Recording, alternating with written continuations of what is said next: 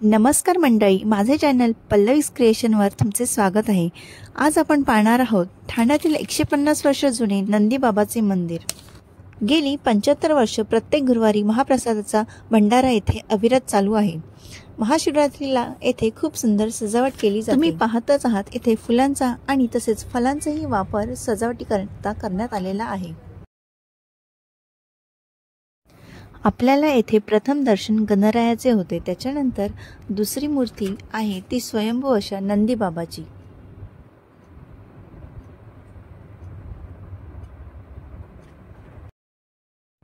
जर इतर वेळी तुम्ही ह्या मंदिराला भेट दिली तर तुम्हाला इथे बघायला मिळेल हे मंदिर पूर्णपणे घंटांनी भरलेलं आहे।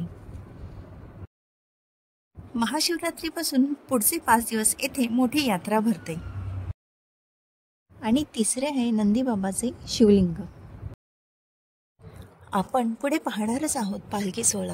ही पालखी संध्याकाळी 5:30 दरम्यान निघते। ती ढोकळी गावातून एक भ्रमणिका करते। ज्या मार्गाने पालखी निघते त्या रोडवर सर्वत्र रांगोळ्या बघायला मिळतात। पालखीच्या सुरुवातीलाच असते ते ढोलताशा पथक, नंतर बँड म्युझिक, त्यानंतर वारकरी, नंतर येतात ते आई अंबाबाईचा जोगवा मागणारे आणि गोंधळी, नंतर असतात बारातीवाले आणि मग संपूर्ण पालखी मिरवणूक ही तर पाहण्यासारखीच असते। चला तर मग बघूयात आपण।